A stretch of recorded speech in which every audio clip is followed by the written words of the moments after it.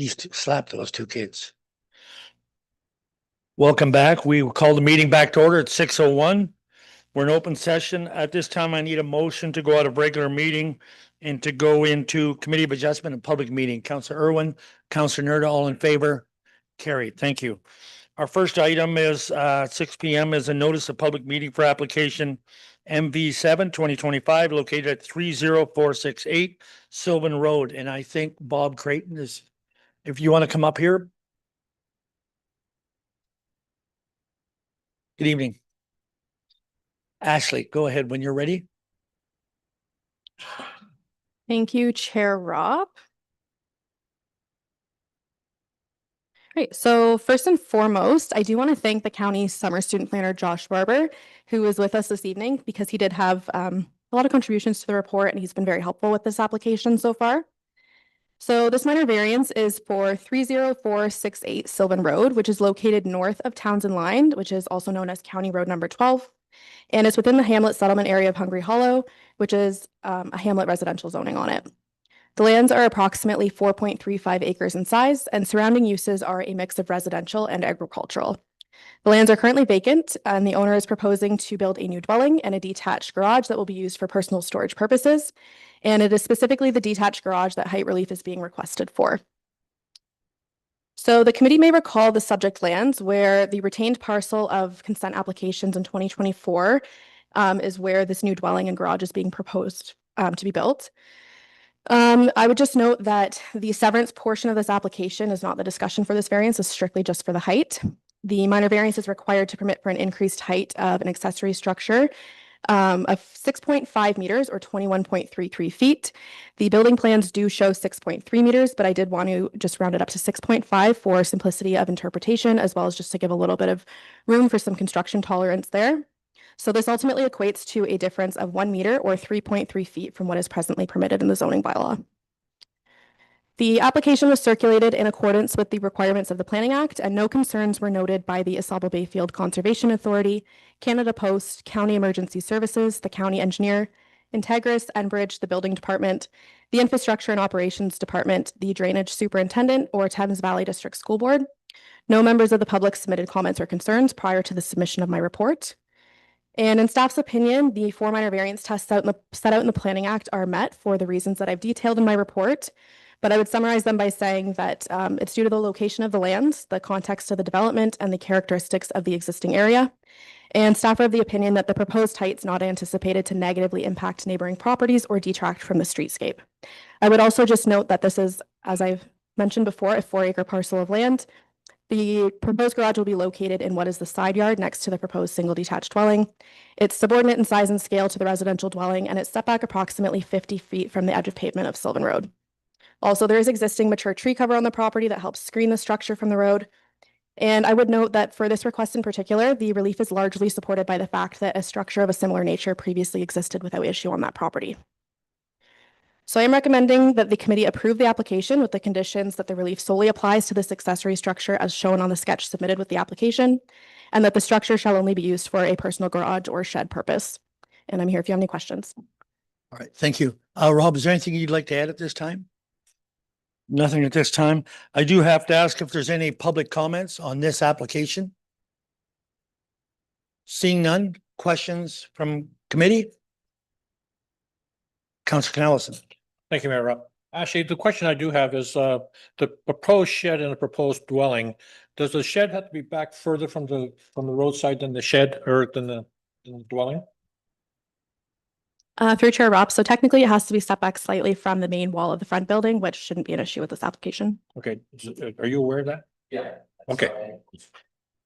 Okay, great. Thank you. Okay, thank you. Any other questions, comments? Okay, we have a recommendation in front of you. Moved by Councillor Irwin, seconded by Councillor Nerda. All in favor? Carried. Thank you. Thank you, sir.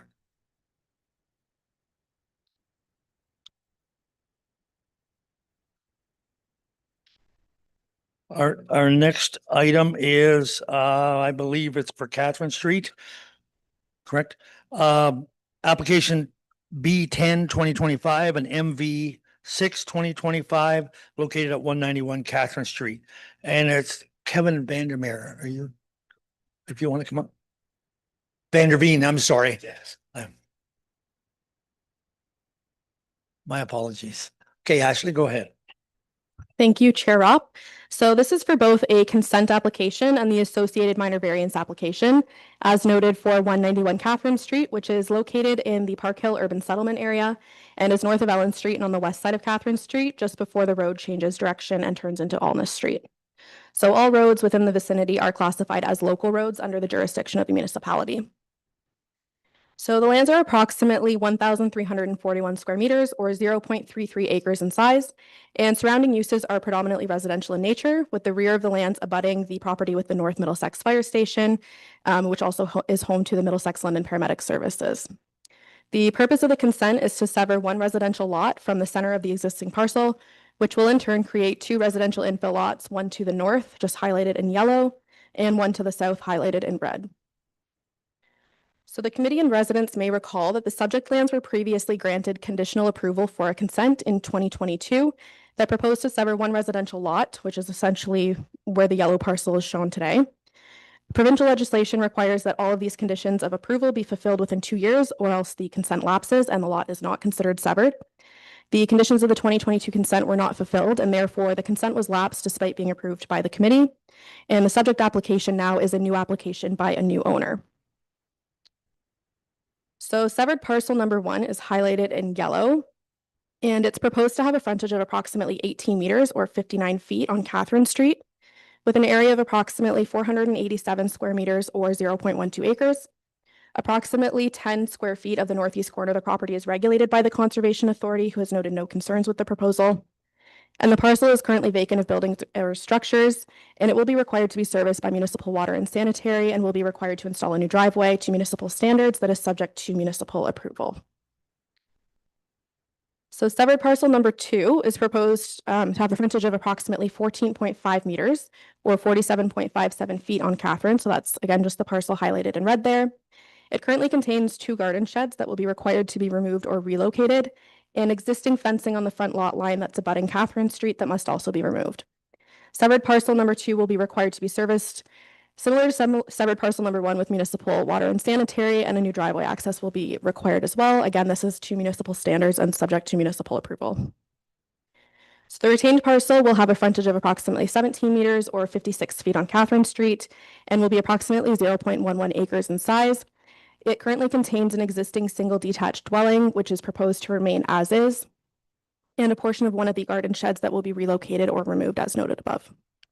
This parcel is presently serviced with municipal services and has an existing driveway access, and the driveway may be required to be altered as a condition of consent should it encroach onto any of the severed parcels. So the purpose of the minor variance is to permit for a reduced lot area and frontage specifically for severed parcel number 2, and to recognize the existing front yard setback of the dwelling, which was constructed in approximately 1880 on the retained parcel. So it's really just formalizing what exists on that retained parcel. So for the severed parcel number 2, the owner has requested a reduced minimum lot area of approximately 390 square meters or 0.10 acres, whereas 460 square meters is required. So this works out to a difference of 67.62 square meters or 0.01 acres. Additionally, they requested relief from the minimum lot frontage from 14.5 feet, whereas 14.5 meters, whereas 15 meters is required. So this works out to a difference of 1.64 feet or 0.5 meters. So the application was circulated in accordance with the requirements of the Planning Act, and no concerns were noted by the Asaba Bayfield Conservation Authority, Canada Post, the County Engineer, the Infrastructure and Operations Department, and the Thames Valley District School Board. County Emergency Services did recommend a standard condition that the parcels be assigned 911 addresses that are approved by the county, and the associated signage is posted. Integris also made a standard comment noting that infill lots require applications through their website. And the chief building official did note concern with the proposed reduced interior side yard setback from an Ontario Building Code perspective, as it would either require no windows or limited distance extended onto the property. So a standard comment was also provided regarding the lot rating plan for this parcel as well. So prior to the submission of my report, I did have one neighboring landowner at 228 Ellen Street reach out just to clarify the proposal in advance, but they did not provide any formal comments to date. The formal submission of my report was sent to the clerk, and following that, I did receive 2 neighboring property owners' comments in opposition. So the first is from Ashley and Ron Poor, who live at 104 Alness Street. They noted concerns with the size of the lot, the requirement for 2 additional driveways on the street, concern with the aesthetic of the neighborhood, potential problems with snow removal, increased traffic, and the potential for dwellings to be tiny. They believe the property should be kept as is with no changes made. The second letter of opposition was from Donna Brostrack, who lives at 100 Alness Street. They noted concerns about snow removal, the location of a future driveway, traffic, and the condition of the road currently. So I have laid out the applicable legislation in detail in my report, so I'm not going to go through each piece by piece and section word by word, but this committee is aware that the provincial, county, and local policies encourage residential infill development within settlement areas such as Park Hill, subject to servicing and capability. Growth and development is directed to these settlement areas, which are serviced by a municipal water and sanitary system on a year-round maintained public basis, and a mix of dwelling types and lot sizes is encouraged. So I would just note that a standard condition of infill lot creation is that a severance and development agreement is entered into and registered on title of the property. So that ultimately outlines the technical details such as entrance locations, lot grading, drainage, stormwater, that sort of thing, as well as addressing tree removal, fencing, buffering, and so on. So in terms of lot area and configuration, the lot fabrics in the neighborhood in Park Hill they generally range in size. They do range from approximately 311 square meters, which this lot exceeds, to 1,618 square meters. So in staff's opinion, this proposal is consistent with the existing lot sizes in this neighborhood. Based on comments received by the chief building official to ensure compliance with the Ontario Building Code spatial separation requirements, staff are recommending that the minimum 1.2 meter setback on the retained parcel be maintained from the existing dwelling to the proposed southerly lot line. To accommodate the setback, the lot area and frontage of severed parcel number 2 would be reduced to 14.25 meters, whereas the applicant had originally requested 14.5, and a minimum lot area of 385 square meters, whereas 392 square meters was originally requested. So in staff's opinion, this change is modest, doesn't compromise the functionality or development potential of that parcel. The resulting parcel will remain consistent with the lot sizes in the area. It's maintaining compatibility with the established fabric. And in staff's opinion, maintaining the existing dwelling on the retained parcel as is, rather than requiring its removal or structural modifications, is preferable, as it supports housing retention of a home with character that was constructed in approximately 1880. They'll also minimize construction impacts and avoid additional regulatory issues, such as spatial separation agreements. So even with this reduction, rough numbers show that adhering to all the required setbacks and lot coverage permissions, a single-story detached dwelling with a floor area that is approximately 1,300 to 1,400 square feet in size is entirely doable. The owner will be required to complete full engineered drawings and reports, supporting servicing studies, grading and drainage plans, that sort of thing, all by qualified professionals. And these requirements have all been included as recommended conditions of approval. Any cost of the associated development is simply borne by the developer. So in conclusion, staff are of the opinion that the proposed consent is appropriate, as is the minor variance. They are consistent with the provincial planning statement, in conformity with the official plan in the county and the official plan in North Middlesex, provided the recommended conditions are included. Thank you. Thanks, Ashley. At this time, Kevin, is there anything you'd like to add?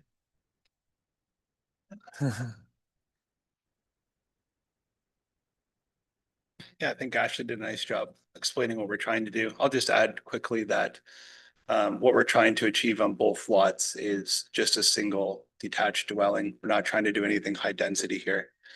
And Ashley did forward the comments from the neighbors. We think that we can build each house to fit into the character of the neighborhood. And we don't have any issue building around the access to the neighboring property of concern there. Okay, thank you. You've already spoke to the written submissions. And at this time, is there anyone in the public who would want to speak to this application? Seeing no one, the committee. Questions, comments from the committee? Councilor Nelson? Thank you, Mayor Rob. Actually, my question is for you, and that has to do with item 19, condition number 19. where it talks about the lot grading, drainage, stormwater management requirements, et cetera, is the responsibility of the owner. Is that the applicant considered as the owner, or whoever buys these lots is the owner? Through Chair Rob, so we do ask this of the applicant, and then it's cited in the severance and development agreement. If there are changes made in the future by a future purchaser, that agreement covers that it must be adhered to, or they have to go through us for an amendment. So whoever does the actual construction is going to be responsible for doing that. Bound by it, yes, and they'll provide securities. Thank you. Any other questions? I just make a comment that the map you were showing is an old map. I believe that's the old co-op shed that's still behind the property. If I remember right, like, so that's quite, there is a new fence along the back of that property, I believe, right? The new fire hall fence. Okay, just comment. No other questions? Comments? We do have a recommendation in front of you. What is your wish, council? Motion to accept the application? Seconder? Councillor Irwin? In favor? That is carried. Thank you. Good luck, sir. Our next application is notice of public meeting for application B5 2024 and B11 2025, located at 30458 Sylvan Road. And Rob, that's you again, I believe. You sat at the farthest chair away, so. Anyways, welcome back. All right, Ashley, go ahead. Thank you, Chair Rob. So the committee will recall that consent was approved in 2024 to sever two lots from the subject properties. So the one is just outlined in orange and the other is outlined in green on the map before you. So one of those severances has been completed, with the second being the one outlined in green, being the subject of this report. So at the time of application in 2024, staff did note that the existing topography of the site may be challenging to provide a safe access from Townsend Line that meets the sightline requirements from a road safety perspective. This is a county road, so there are some additional challenges there. As such, a condition of approval was included that the entrance permit be issued by the county. The owner has since confirmed they're not able to obtain that entrance permit due to sightline issues. So as a result, they now wish to merge that green parcel with the severed lot that is addressed as 30458. So that's the orange outline there, as opposed to just creating two separate lots. So this will address the access issue. The added parcel will merge. The frontage on Sylvan Road will remain unchanged, and no change of use is currently proposed. There is currently no municipal water connection or privately owned septic system on that added parcel, but there is an existing municipal water connection, septic system, driveway access, et cetera, for the existing house that it is to merge with. And no new access is proposed. So the application was circulated in accordance with the requirements of the Planning Act. No concerns were noted by the agencies listed in my report, and no members of the public submitted comments or concerns prior to the submission of this report. So it's staff's opinion that this lot addition is appropriate and minor in nature. The amendment doesn't result in the creation of a new lot or introduce a new land use. It just simply merges the properties. The proposed merger provides a solution that maintains residential infill objectives of the original application while addressing public safety concerns. So in conclusion, my opinion is that it is consistent with the provincial planning statement and in conformity with the Middlesex County and North Middlesex official plans, provided the recommended conditions are addressed. Thanks. Thanks, Ashley. Rob, I'll ask once again, anything you'd like to add at this time? Nothing? I do have to ask once again, is there any comments from public on this application? Seeing none, the committee, questions, comments from the committee, Councillor Nelson? Thank you. My question is for the applicant. So what's your intention to do with the existing house? Are you proposing to sell that? Yes. So then the green area there will be attached to the existing building and sold with it. Is that correct? Yeah. We'll try to- Well, it's not- Okay, great. Thank you. Any other questions on this application? Seeing none, we have a recommendation in front of us again, moved by Councillor Daigle, seconded by Councillor Keogh. All in favor? That is carried. Thank you. Thanks, Rob. Our next item is public meeting to consider application B9 2025 and ZBA 8 2025 located at 29641 Coldstream Road. And Annette, are you coming up?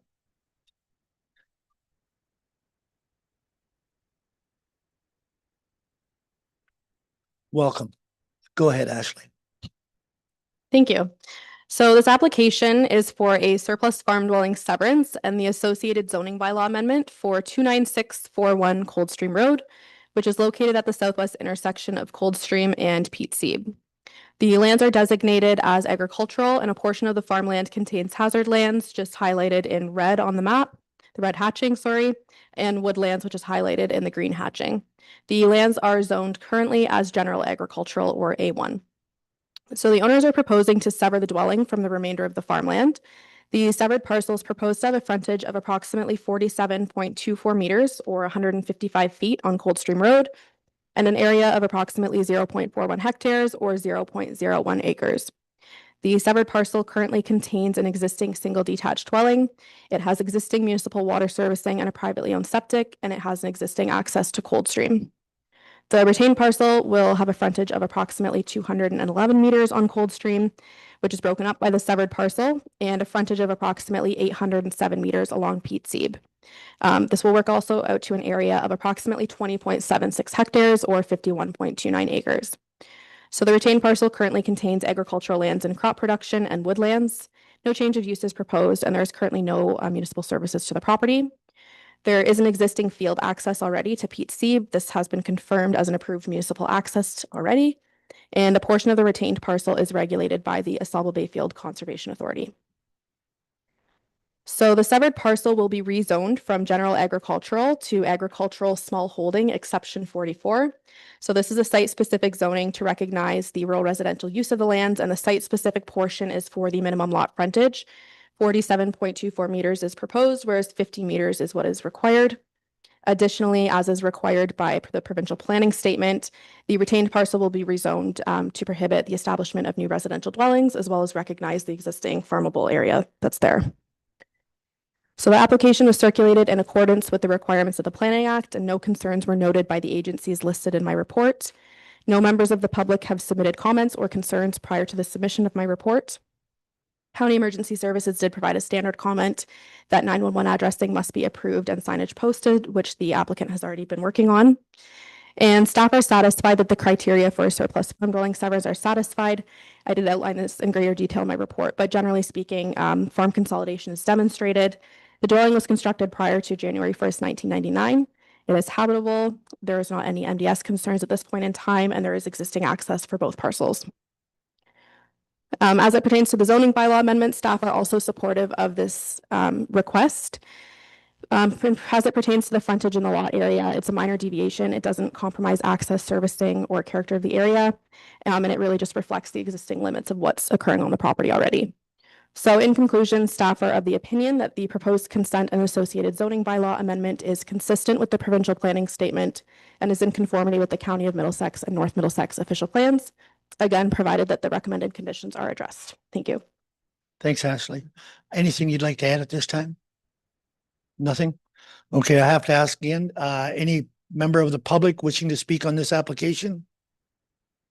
Seeing none, the committee. Question? Is there any questions? You got ahead of me. Moved by Councillor Keogh. Is there a seconder? Councillor Nerda. All in favor? Carried. Thank you.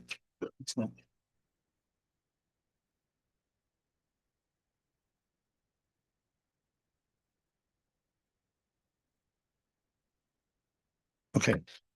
All right, our next item is meeting application ZBA -6 2025 located at 34210 Neil Road. The applicant is Daryl Thompson or Daryl Robinson. Can't read tonight. Are Daryl Robinson here? Oh, you want to come up here, sir?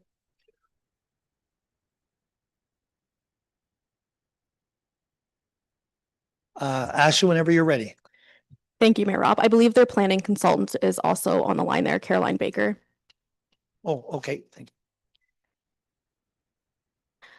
Thank you. So the subject lands have a municipal address of 34210 Neil Road, and they're located south of Clandeboy Drive on the east side of Neil Road. Surrounding uses are predominantly agricultural in nature, and there is one rural residential parcel located southwest of the lands at 34151 Neil Road.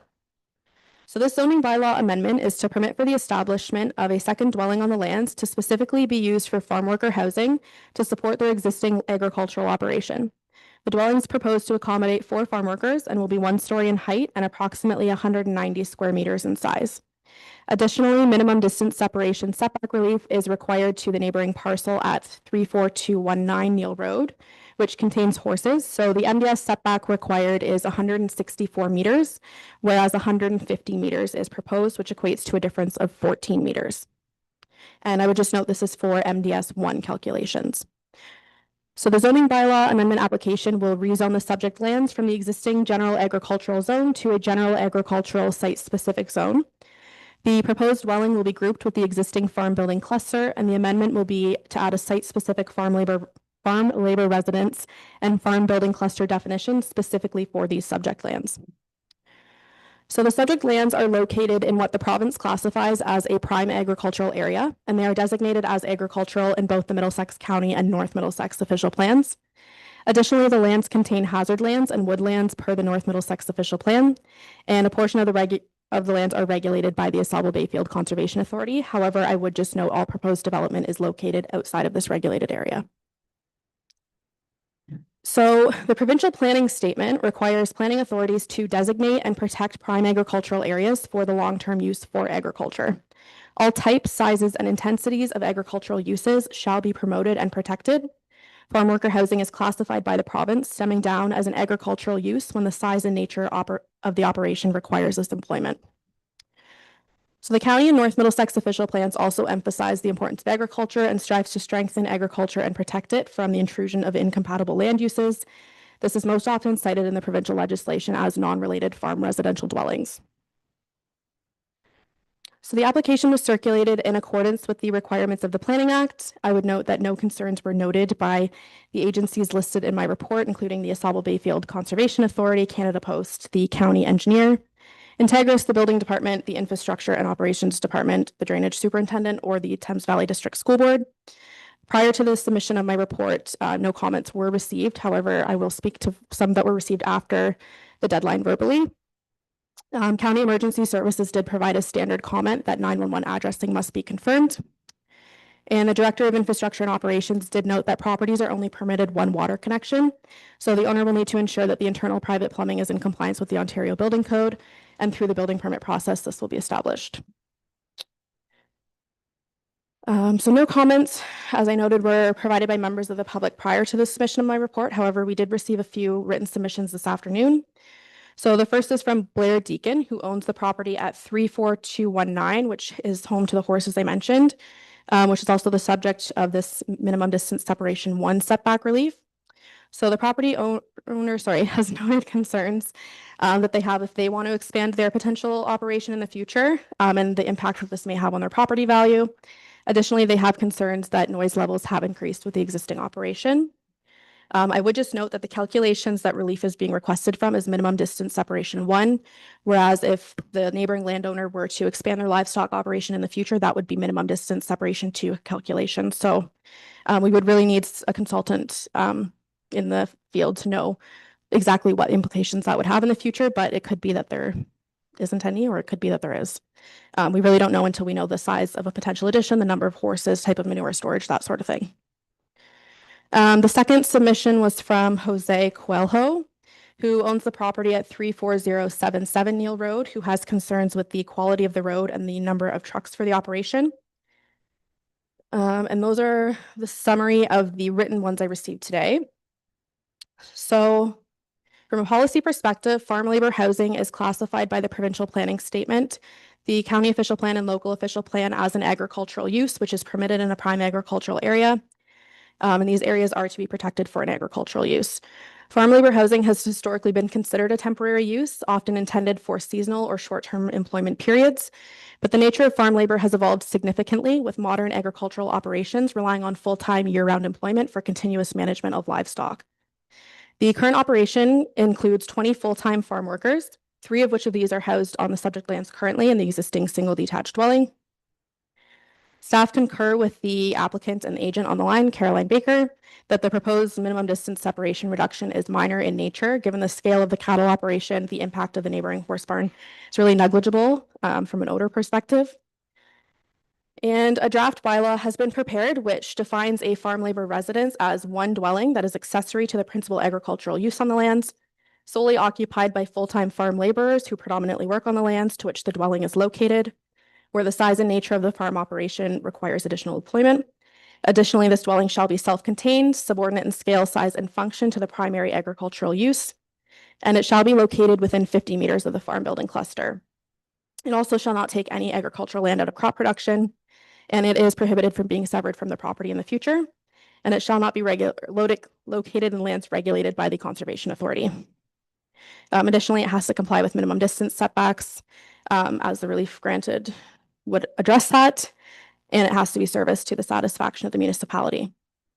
So staff are of the opinion that the application is consistent with the provincial planning statement and is in conformity with the Middlesex County and North Middlesex official plan. And I'm here if you have any questions, but I believe the owner's consultant may want to add some things as well. Okay, thank you. And I'll turn this over to the applicants if you'd like to speak on this, or one of yous.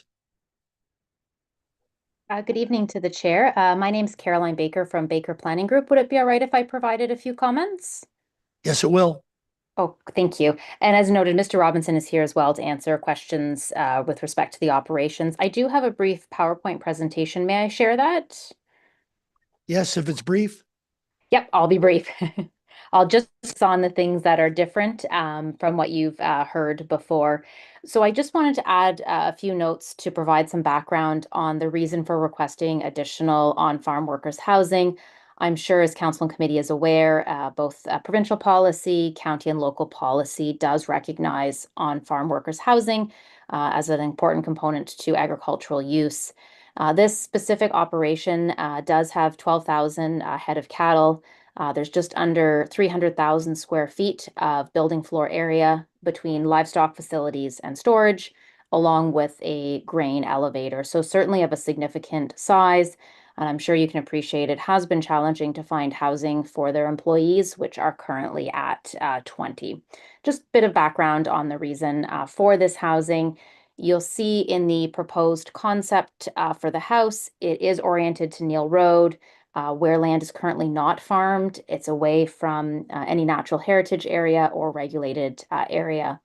The owners are also hoping that the location of this house will provide additional on-site security, given that it is a 24-hour, 7-day-a-week operation. Having the house and eyes on the frontage with a controlled entrance will assist their ongoing operation safety and security. So there was intentionality in terms of the location of the proposed workers' housing.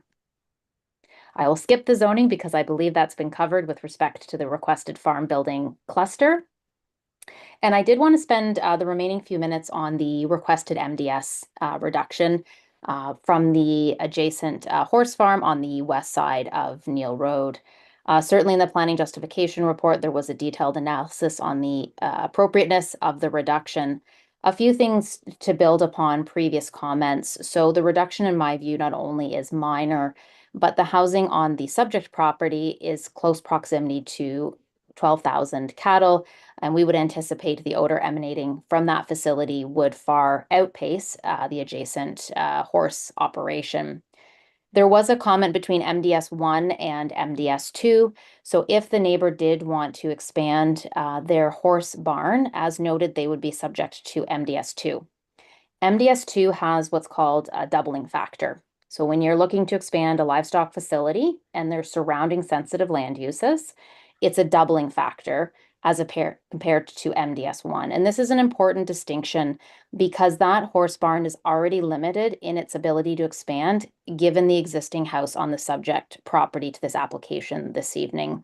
You'll see to the southeast of the proposed new residential dwelling, there is an existing residential dwelling that provides accommodation. That would need to be taken into consideration in the existing scenario for any expansion to that adjacent horse farm. And again, if you look at a doubling factor of the 164 meters, that would well extend beyond both the existing house and the proposed house. So I would submit that in fact, it's already limited given the existing uses of both properties. And then I'll just enclose that I would agree with Ms. Sawyer's planning opinion that this continues to support agricultural uses within our communities and prime agricultural land, meeting the requirements of the province and the county. I'll end there, but I can stop screen share and happy to answer any questions of the council or committee, as well as members of the public. Thank you. Thank you. At this time, I'll open the floor up to public for people to speak. If someone comes up, we would ask if you, when you come up, to go to the podium and they'll give you a microphone. And I would ask that you write your name down when you come in. Just write your name and address down, please. Yeah, it's just here at the podium. All right. Did I do that now?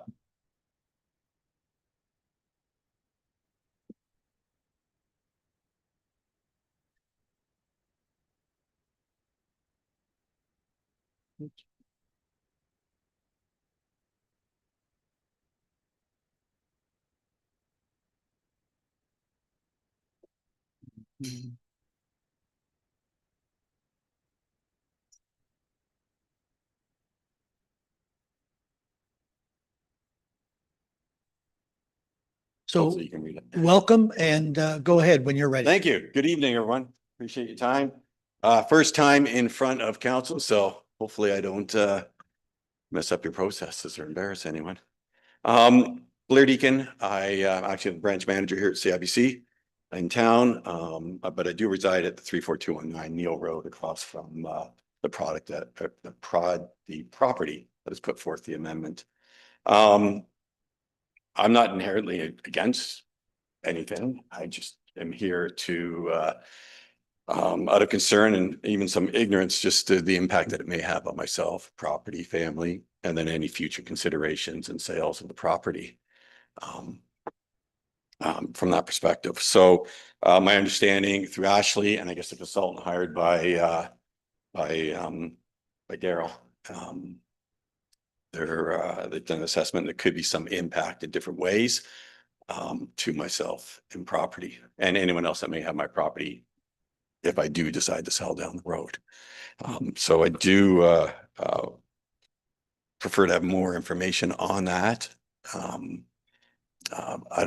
Do we need a third party involvement? I'm not sure, but I do want to know exactly what, and it is my understanding through Ashley and their consultant that there could be some impact. So that is a concern, and that impact could be in other endeavors that happen on the property, and also could it be involved in the value of the property, which is impacted by the operation across the street. It's actually tripled in size, I guess. So it's had that kind of impact to date. And then so any of these endeavors. So I throw that to council just out of concern as a citizen that I want to be a good neighbor. I actually reached out to Daryl today. I've never met him before. I went over to the property, he wasn't there, but I got a number off someone and we had a good 20-minute cordial chat about being good neighbors and going forward together. Because I think that's probably the best way to do things. But if need be, here we are. And so we'll see where that comes, and hopefully comments are genuine and we will progress together. I do have one concern that falls perhaps not directly into the amendment today, but is of concern. I think everyone or most are born and raised. I do recognize some from my work here this evening. We all know Philip Lynn, or a lot of us know Philip Lynn. He was the original creator of the feedlot, and he's out west now. But when Philip was approved, is my understanding, for this property, it was a condition that noise was a factor. And implications on neighbors were a factor as well, that such an operation may have, especially adjacent neighbors. And one of the conditions was along those lines was a berm. And Philip, God bless him, did put two berms in at the front. And I didn't get my ruler out, but I'd say they're probably 25 feet high and maybe 120 feet long or something. And those have subsequently been removed. I don't know why, but within the last couple of years. And it has had an impact on the noise levels and both from the operation and traffic. So that's one thing I do want to present to council, that conditions should be honored in what council decides. And I hope we can move forward with that. We did have a brief discussion about it, but nothing material, of course. It was just this morning, but again, I ask you to look into the conditions of that property and considerations it gave to the public and adjacent neighbors and respect to the noise levels. Did I make any sense? Yeah, yeah, you did. We'll get our opportunity to ask questions once the public has spoke. Oh, do you come back at me now, or do I? No, I'm sure I it sit down? depends on the questions. I think there's some questions that you brought up that I think there's a couple of things that can be asked of staff that to your points that you've made. And so, but we'll get our chance to ask after public has spoken. Okay, so I'll Okay. sit down. Thank you for your time. Appreciate All it. right, thank you. Is there anyone else who'd like to speak?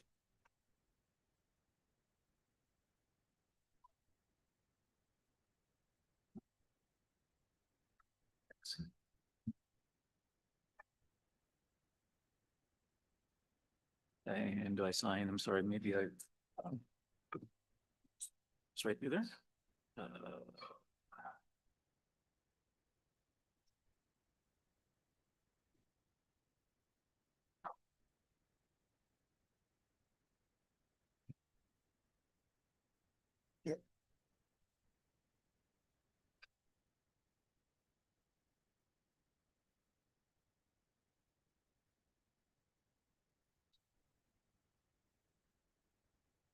Okay. Hi, good evening. All right, welcome, sir. Sorry, Evening. I didn't mean to interrupt. My first time being in front of council as well. Just want to say thank you very much for having me tonight. A little bit of a brief intro into me. I moved to Neil Road about 9 years ago. I live at 3415 Neil Road, which is just on the southwest of where the feedlot is. Yep. On the other side of the river. We moved there because it was a beautiful street. We met some wonderful neighbors. It was quiet. I was aware when I moved in that the feedlot was there, the existing size. It was a dirt road. Totally comfortable with that fact. And essentially no problems, I would say, until the last couple years. Now, my understanding, there was a change of ownership at the feedlot. And then with that change of ownership came a change in size of the feedlot. The feedlot went from a single barn to 3 barns. It tripled in size. Along with that tripling of the size came tripling of the flow of traffic.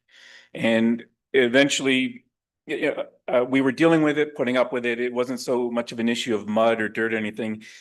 This fall, and I know I spoke to Sam and Sam and Brandon. They were very helpful, but the road came to a critical nature, and I will loop around to what this has to do with the house, but the road, in my opinion, became impassable. So what I did was I reached out to Emergency and Fire and Services, Sam and Brandon, who are all very open to hear my concerns. I asked, is it possible to drive a pumper truck down the road to see if the condition of the road impedes a proper response? That was denied. They did go down in a pickup truck, which I really appreciate, and they did note some concerns, but Emergency Services, which I understand, felt that the road was passable by a truck. I felt it was going to, Emergency Services would be slowed down with the condition that the road was in. So where I'm going with this is the increase in the feedlot, which we were all not aware of because apparently it was within the scope of what happens on that land, has a huge impact on our quality of life, my quality of life on the road. And I started looking into it. I talked to London Paramedic Services next door, just a single paramedic, showed them pictures of the road.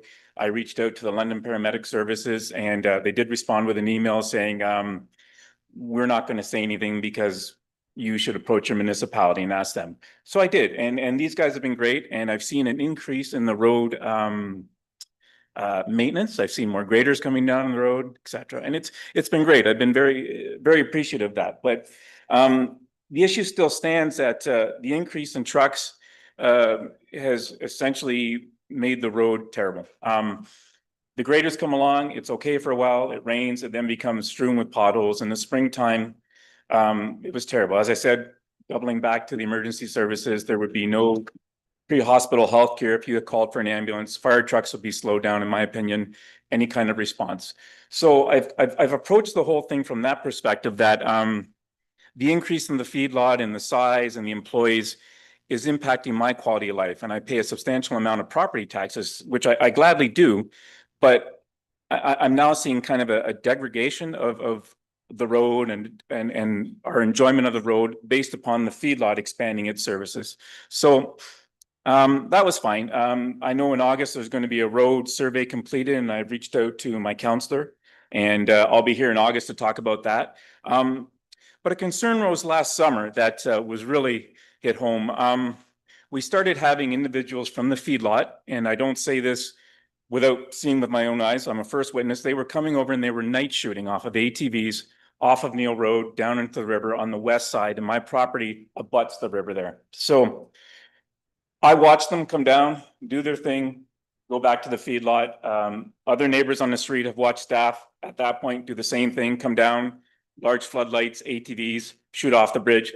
Once noticed, retreat back to the feedlot. I didn't go on the feedlot property because it is private property. So that became a huge concern. I reached out to the OPP. I filed a report with them. I filed a report with the Ministry of Natural Resources, with OPP Constable Peacekeeping Dali and Officer Melly Kotolak with the MNR. And, just to let them know that this is not okay. And so now, fast forward, I get this in the mail and I start reading it, and right away I get a red flag because it says there's only one cattle farm on it. Right away, that's wrong. There's 3 cattle farms on it. It's tripled in size. So I kind of start reading through it, and I get concerned because it's talking about expanding this house to bring in migrant workers, which is fine. I have no issue with migrant workers, but the only problem I see there is that they're not employees, or probably not residents of North Middlesex if they're migrant workers. So we're going to be expanding and we're going to be bringing workers in from outside, and that money is not staying in North Middlesex. So I found that kind of concerning. And even the feedlot itself, my understanding, it's owned by Belak Farms, which I think, according to Google, is in Toronto. So I see an exponentially large amount of our North Middlesex resources being used to profit a company that is based in Toronto. And I don't see that as fair, and I don't see it as right for the taxpayers. So my only concern with this application is who's going to police the number of migrant workers that are in the house? Is it going to stay at 4? Will it increase? And what do these individuals do when they've completed their day on the farm? Where do they go? What do they do? Do they start walking around the area? Do they start finding a way to entertain themselves? Do they have access to transportation? Because the closest restaurant or store is 7 kilometers away. So I can't really comment on any of the specifics in the bylaws, but like from a quality of life perspective for me as a resident of North Middlesex, it's not good. And so that's kind of why I've come here tonight, is to try and put somewhat of a human face on it, to say that I'm not against commercial farming and everything that goes with it.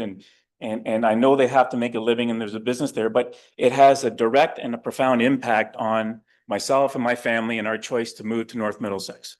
So that's kind of why I'm here tonight, but thank you. Okay, thank you. Thank you. Is there anyone else, sir, you wanted to speak as well?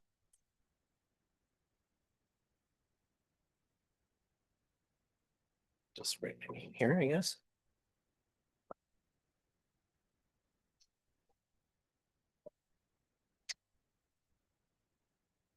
How's it going, everybody? Evening. I'm at 34077 Neil Road. I did not get a copy of the variance or the application. It was kind of sent to me later. I got it very late. So I tried to put stuff together in regards to it. I have basically 3 points that I wanted to make everybody aware. A lot of the pictures aren't up to date. Does anybody have an up-to-date aerial shot of the operation? No, I drove by the place. That's Does as close as I have to. Does like the planner, maybe the Go ahead, consultant Ashley. have a Whatever up-to-date you have. picture?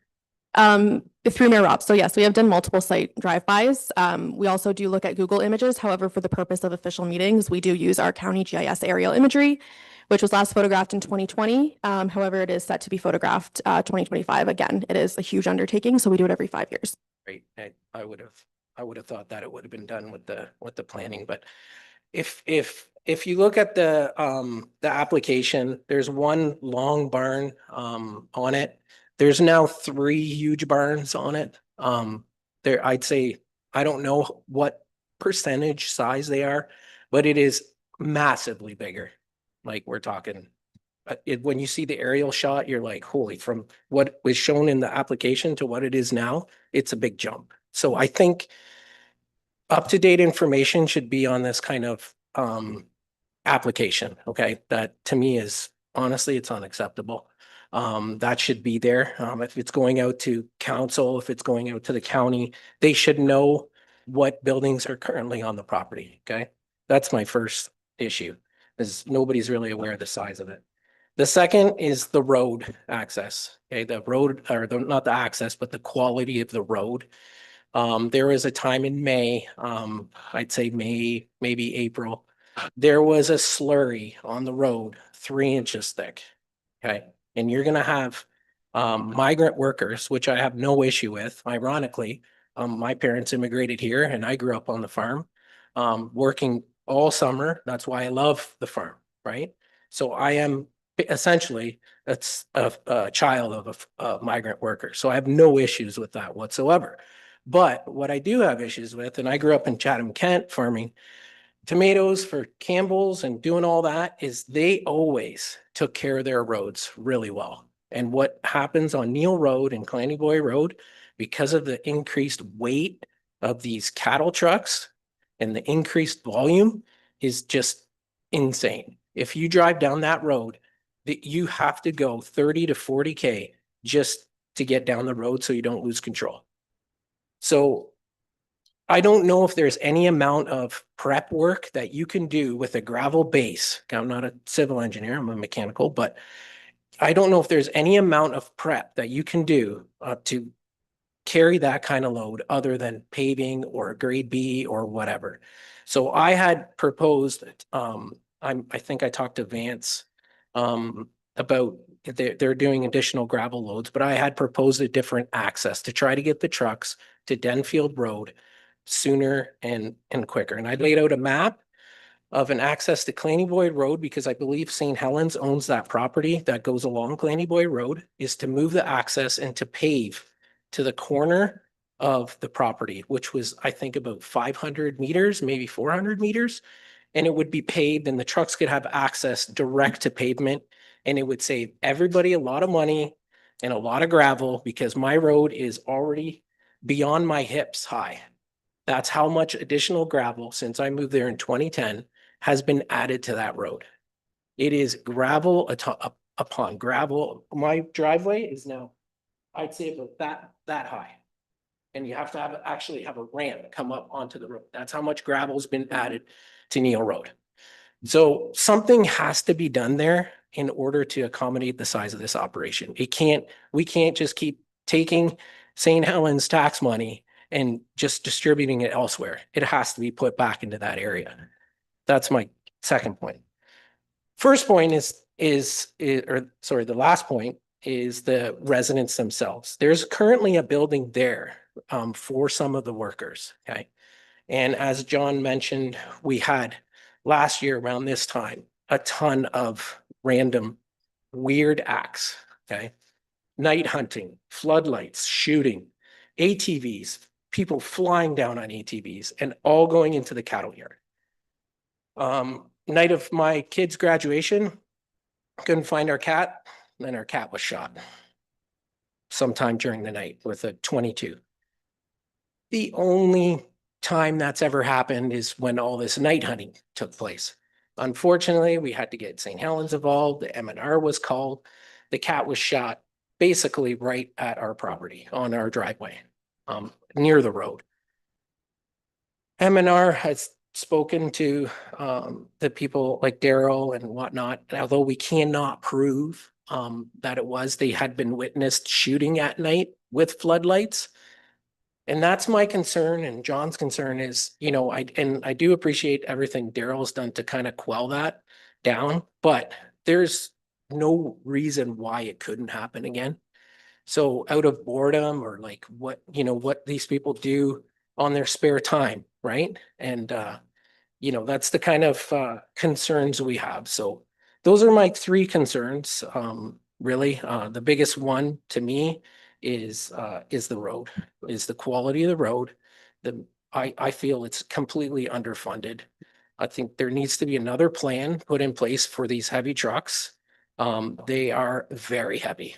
And you can see that when they're going down with an ice pack, and the ice pack completely crushes under their weight. So that road needs something done beyond just adding gravel. I don't know what it is, and I hope that maybe, the civil engineers can figure that out, but something will have to be done for the increased traffic. That's Okay. all I have. Thank you. Yeah. Thanks for your time. Is there anyone else who wants to speak here from the public? Seeing none? Seeing none, I'm gonna turn this over to council. Oh, go ahead if you want to speak, sir. But please, if we can come to, we're hearing about the road. We get it, and we'll speak to that. We've heard that from a couple of people now, and we'll speak to that. I just, You don't need to hear me tell about the road. well, You already know there's problems. yeah. We won't beat that And, horse. and staff do as well, and they've been working, and that's why we're doing the road studies and stuff right now, and that's why that's Yeah, been all in yeah. action. Uh, Yeah, back in the day, it was always the widest road in the county. And gravel, but nevertheless. Just basically confirming, I live just to the north of the property. I was one of the guys that helped Philip build the place at times. Yeah, the berm was there and it was put in place to reduce the impact on the property where Blair is now living. Because Philip didn't think they really needed headlights blaring in their window at 4 AM. I think I don't know, the berm was moved away 2 years ago, I believe. I think for aesthetics, but I really don't know. Yeah. It was touched on here, quality of life thing. We're gonna put 4 migrant workers or families in this place. They are in the middle of nowhere. I was offering my house to one of the refugee groups for Ukrainian households, and they said, well, we can't park people here. We'll have to transport them in the town and out of town every single day because you're out in the middle of nowhere here. We are like, yeah, it's a mile and a quarter from Clan-du-Bois, and it's 5 clicks from Lucan, and it's 15 clicks or so to Exeter, which maybe for people without a vehicle, you'd be better parking them in a community rather than by themselves on a farm in kind of the middle of nowhere. Just a thought, gentlemen. Thank you for your time. okay, thank you. Thank you. Sir, I think everybody's had a chance to speak, but I just checking to make sure. Okay, thank you. At this time, I'm gonna turn this over to council with questions. We've heard a lot of stuff here tonight, but Councilor Daigle. Thank you. I'd like to, if we could look into see if those berms were required at the time. And if so, how did they get removed?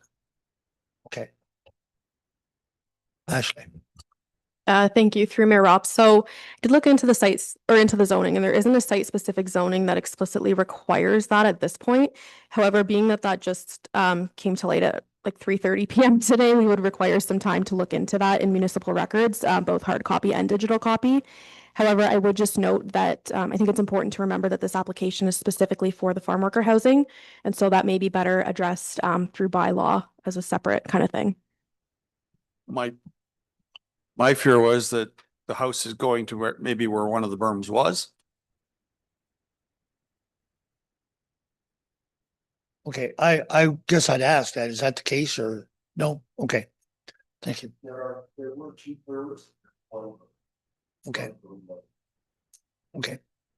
So I just want to remind council, like, we're here about this application for the housing for the migrant workers. And there was some great points made by public. And so because of those points that were made, if I can, Sam, I'd like to turn it over to you and Brandon, talk a little bit what's going on with the roads right now and the study and stuff, because it's been raised so much. Go ahead. Thank you, Your Worship, and through you to all the members of council. As I noted in my report previously, we are currently in the process of the road needs study. We're roughly about 60% of the way through it. As it relates to Neil Road itself, we did have traffic counts done on Neil Road. So that's one data point to note. The second data point is we did share with our consultant who's doing the report, the nature of these operations here. So they have the data points that they need in the way of the current operations of Neil Road. We've not seen any recommendations back from them on what they will or will not recommend. But as far as how the existing road is operating and anything of that nature, the consultant does have that information.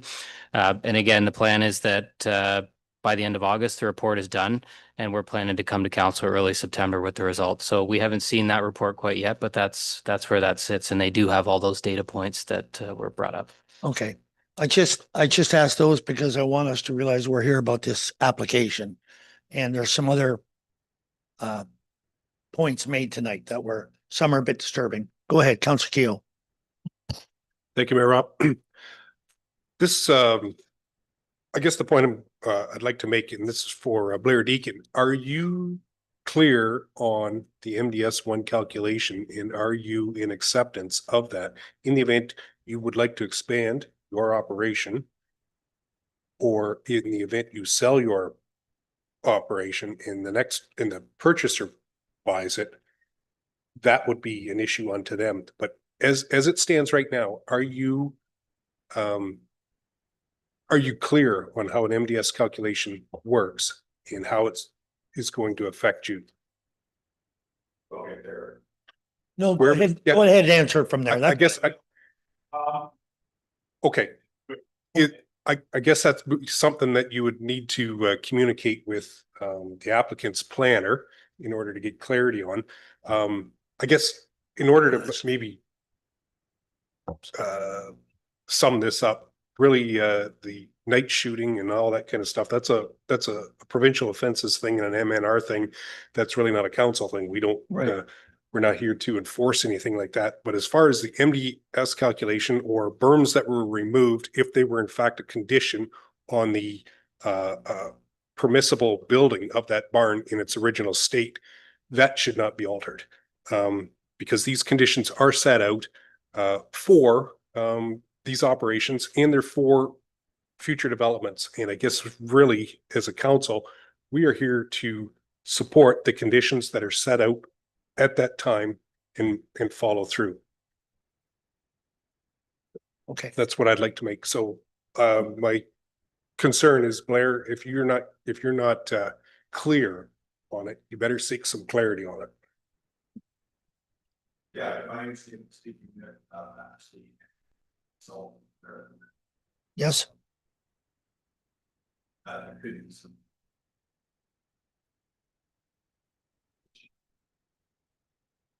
Okay. Ralph, you had, oh, sorry. I'm sorry. Carolyn, go ahead. My apologies. I didn't mean to interrupt. I just thought maybe I could help Mr. Deacon in terms of some clarity around his MDS for a quick moment. Just to explain that the ability for his property, whether he owns it or a future applicant owns it, to expand any sort of livestock facility would already be restricted. Because when you expand a livestock facility, you have to look at surrounding sensitive land uses, and there is a greater separation, so a doubling of separation distances for expanding livestock barns. So the existing house on the subject property to the zone change this evening already places restrictions on the existing livestock facility. What's being requested as a reduction tonight is a reduction in the house location, and it would be an impact on the proposed house of being 8 meters closer to the horse barn than would be permitted by MDS. So the exception that's being requested is to allow the house to become a little bit closer to the barn. And is that impact acceptable on the new residents of the new house? But in my opinion, on the review of MDS guidelines, the Mr. Deacon's property and the horse farm is already limited in its ability to expand, whether or not this zone change is approved this evening. And certainly I can provide my contact information, and I'd be happy to walk through that with him separately outside of council, just to explain a bit of the calculations and the process. That would be certainly no problem. Just to clarify, are you saying that if we pass this tonight, we're not increasing that? That it's already there? Correct. To the chair, that there is already a limitation on the ability to expand the horse farm because of the existing house on the subject property for the application this evening. There is already a sensitive receptor on the subject property, being the existing house. Okay, thank you. Thank you. Deputy Mayor Hodgins. Thank you, Mr. Mayor. First of all, I'll say I am within about a mile of this property, and I am quite familiar with it. First of all, I am a little disappointed as to what one person said. I would have liked to seen a more up-to-date map, aerial map, that I think somebody could have took a little time to do. So we really know the scope of the size of this property. However, in saying that, it doesn't change the fact or affect the fact that we're looking at a building at the front of this building, which is what we're here to talk about tonight. One of the questions I have, and whether it's Carolyn or Ashley or whether it was talked about at any time, was it bound, like that's where we want to put the building. I know comments tonight have been made that maybe they should be in town, but was there the possibility of an addition put on the house that's there now and add it, off? I mean, you maybe don't want to go west, but you could come closer to the highway. It's just a possibility. Is there a possibility, and I can't speak to whether these workers will have a driver's license or not. I don't know. They own the next 100 acres to the north. I know that. There used to be, and I think the remnants of an old barn over there is another piece of property over there that some of the neighbors will know. There was a house at one time. And if you look at your aerial map, you can kind of see it, like at the top of the picture there, just off where there was. Whether that was close enough to where if they decided to put the residents there. It was just, what other alternatives? Or was it just say, that's where we want it? That's where we're going to do it? Was there any other possibilities of taking it somewhere else? Yes. There were berms there. I'd have to go again. I thought there were both. Like again, you say there's still one there. I'd have to go by it again. It's not. Okay, I'm not arguing that fact. But if that's what was there, and at worst comes to worst, the berms don't go back.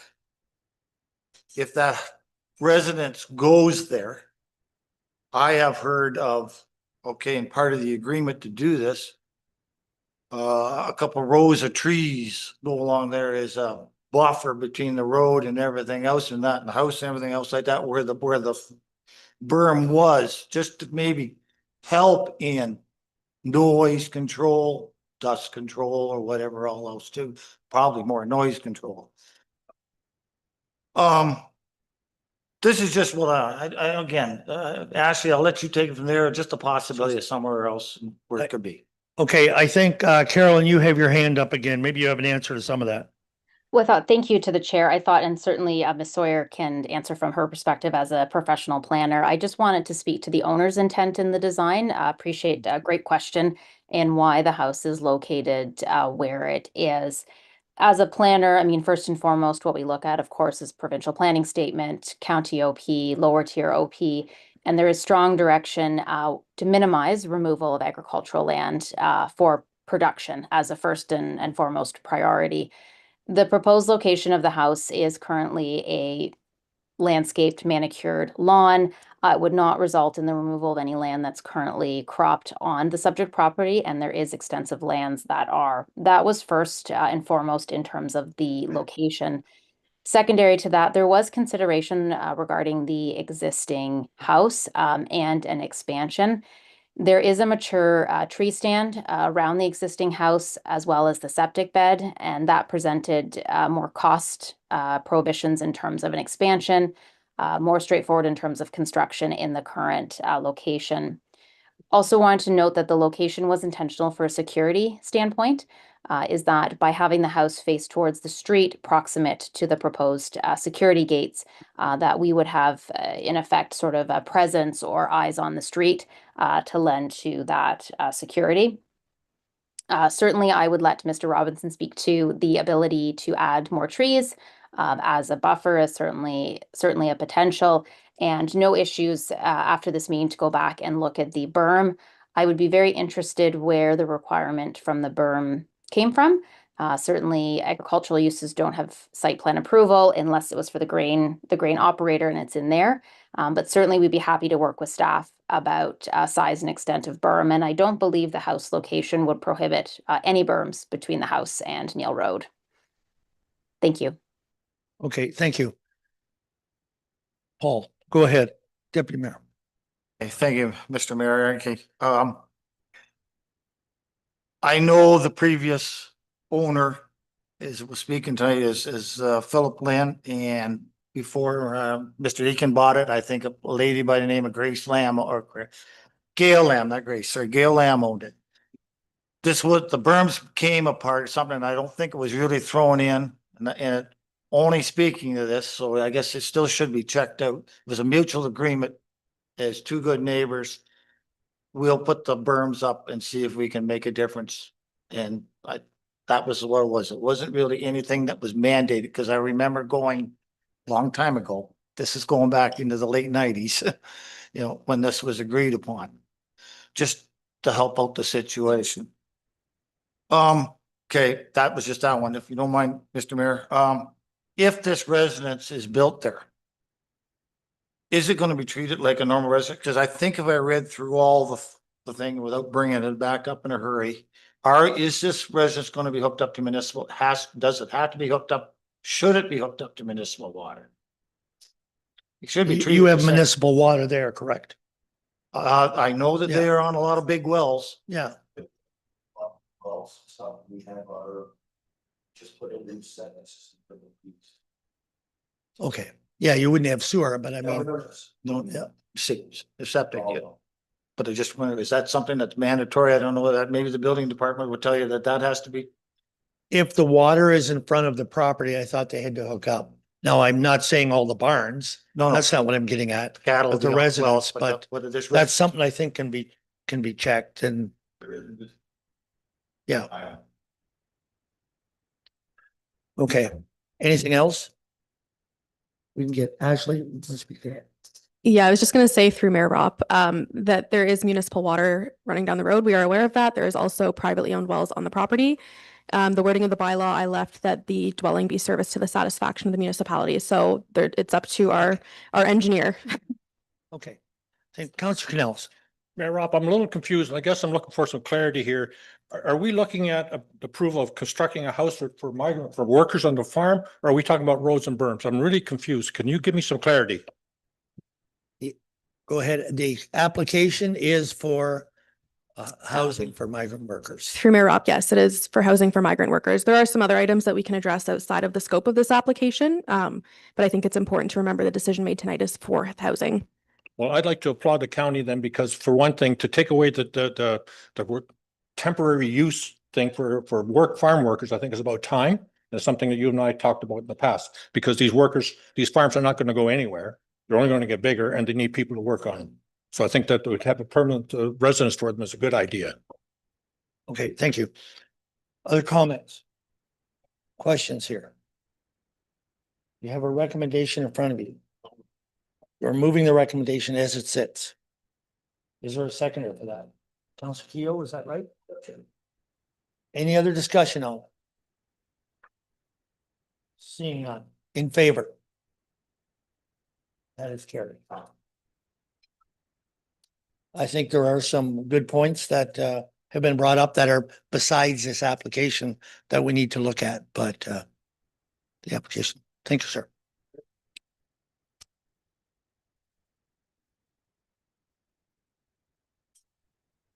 We need a motion to adjourn and go into regular council. Councilor Nerda, Councilor Keough, all in favor? All in favor, raise your hand. All in favor? Carried. Thank you. Okay. We're going to do committee reports.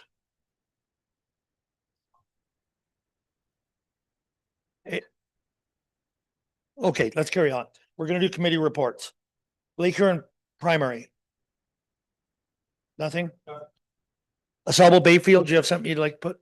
Ed? Yes, we have a meeting there tomorrow, and I want to highlight that once again, we'll be looking at our quarterly budget review, which is something I think we should do here. Hopefully, I'm looking forward to it soon.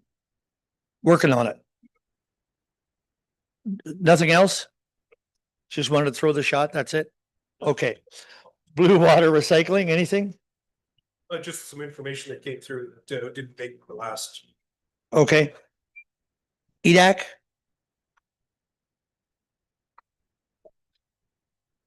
Minutes from our April meeting are attached. If there's any questions, happy to answer them. We did meet in June and we are meeting again in August. Okay, thank you. Local School Advisory? Since the last council meeting, the CEO and myself met with the interim director of education from Thames Valley District School Board and members of the senior administration. I think it was probably the best meeting we could have had under the circumstances. They did give us assurances that they have no intention of closing any schools in North Middlesex. We are still pursuing a meeting with the Minister of Education on this matter.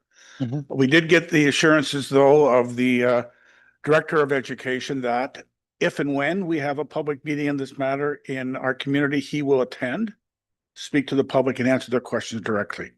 And I thought that was positive. I don't know if the CEO has anything else to add to that. No, other than the fact that they're willing to meet with us to look at other initiatives that maybe we could work jointly on. So we are going to be setting up a meeting, or we have set up a meeting to look at other initiatives to work together on something like daycare and other things like that, that we could maybe jointly work on. Okay. Yeah, apologize for missing that one, but I was tied up at another. Rec Committee? Anything for the Recreation Committee? Nothing at this time. Policy Committee? We had quite a large meeting on that today, but nothing coming to council tonight, but shortly there will be. Okay, thank you. Fire Committee, we have a recommendation from the Fire Committee. My understanding is that's what Chief Jones presented. Budget Committee, nothing there. Correct. Community Development Fund, nothing there. Aqua Client Advisory Board and sorry, go ahead. Your Worship, just circling back to the Budget Committee, I was under the assumption we are going to meet in August or September. Do we have any potential dates? Because I've got some scheduling things that. Okay, we'll get them as soon as we can. I haven't. Nothing's been said at this time, but we'll certainly get in touch and see everyone's availability. Okay, and of course, my favorite, OPP, Middlesex Detachment Board and the annual report.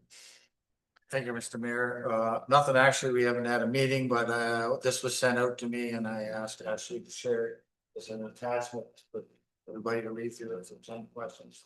I think you do have one, Councilor Irwin. I do have a question on this report, Your Worship, for the Deputy Mayor.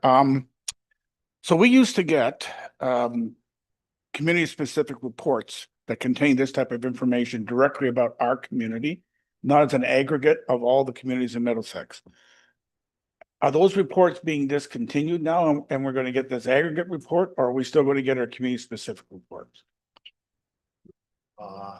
To you, Mr. Mayor, to our fellow councillor, no, I'm hoping sometime before the end of the year again, we will have our detachment commander come in and make a speech, and we will get a North Middlesex solar report.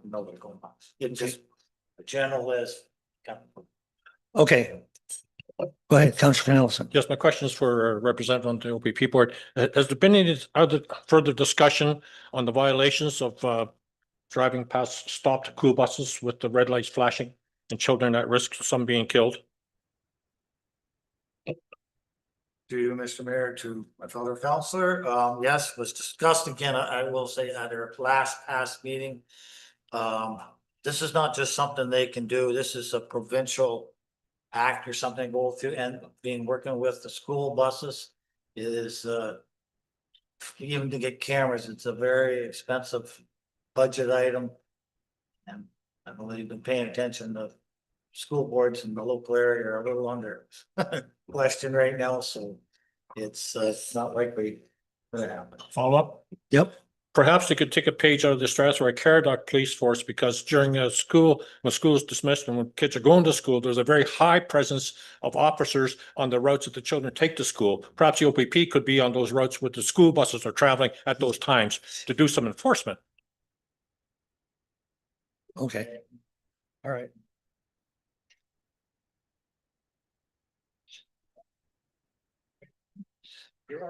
I don't think there's an answer to it.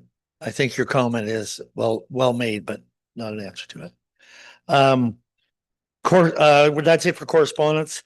So, sorry, we have correspondence in Park Hill Agricultural Society, 2025 Park Hill Fair, the tent costs. Who's going to speak that? Brandon? Just. So I can speak to this one a little bit. We were hopeful to have the community center side open mid-August at the start of this project. When the fair found out that we were unable to accommodate that, they now need to rent a larger tent to host their jamboree and some other events as outlined in their letter. Staff are supportive of this if council is. We believe that this issue is a direct cause from our project. So they do need this larger tent. So. Can you tell me what we did give them from the development fund? Like from the vibrancy fund, We gave them $5,000. Okay, thank you. Moving to support it. And seconded by Councilor Daigle, whichever way. Any other discussion on it? No discussion in favor? Opposed? Unopposed. Okay, Park Hill Fair banner ad.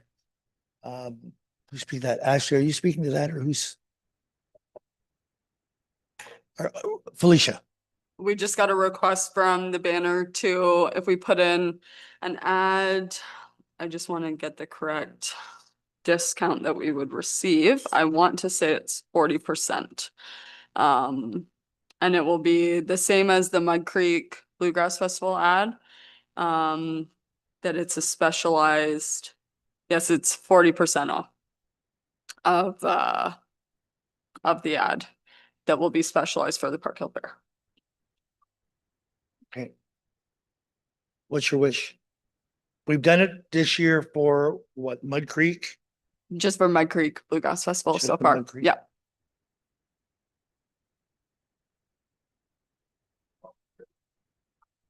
Pardon me? That we do it?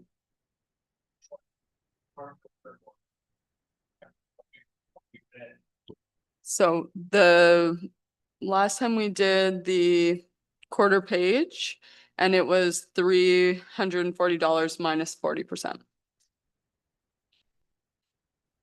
That's the motion you're making?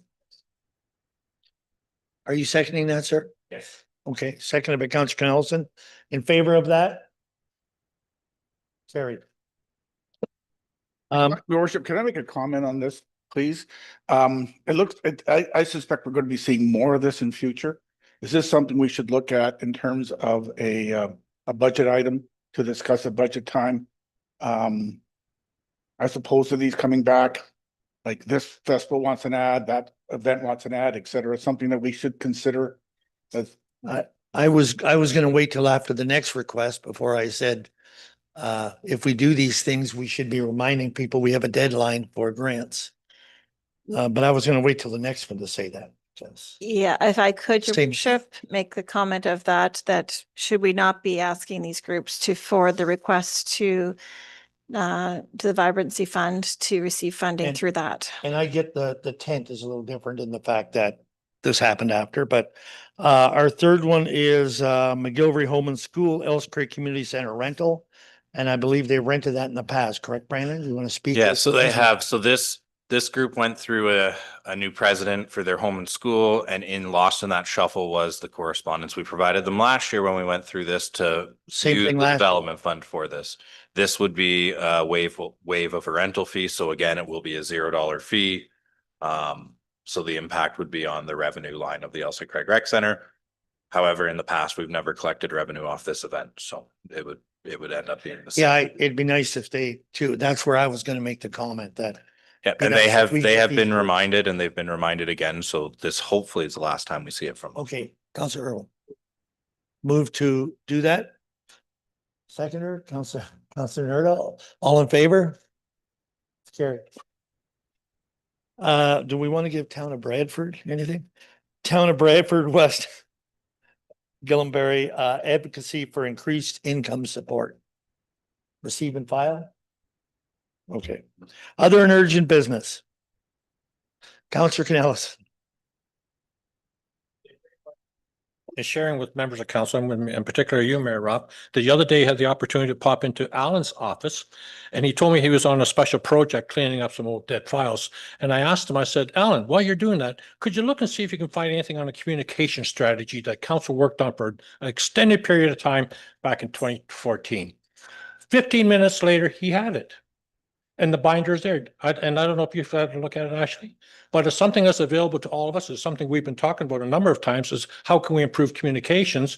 Well, that is there and it's available for us to look at. It can't leave the building, but it's there. And I was very pleased that Alan could find it so quickly, given I've asked a number of times. Okay, so it'll be in there where the budgets are and stuff in the boardroom? You have to ask Alan. I don't know what he did with it. Okay. Last I saw it was on his desk. Thank you. Is there any other business? No other business? All right. Deferred items, communication, including county council, reading of the bylaws. Thank you. And through you, tonight we have bylaws 52, 53, and 55 to 60 of 2025 be read a first and second time. Counselor Irwin, Counselor Daigle, all in favor? Carried. Third and final, Deputy Mayor Hodgins, Counselor Keough, all in favor? Oh, Sorry to interrupt. One of the bylaws Go is ahead. not doing third and final. So 52, 53, 56 to 60 of 2025, third Okay. and final time. just still agree to do that? Okay, still the Thank same you. people. All in favor? Carried. We need to go into closed session, for the purpose security of of the property of a municipality or local board, solar lease. And the second one is for a personal matter, but an identifiable individual, including municipal or local board employee. Need a motion to go into closed. Deputy Mayor Hodgins, Counselor Keough, all in favor? Carried.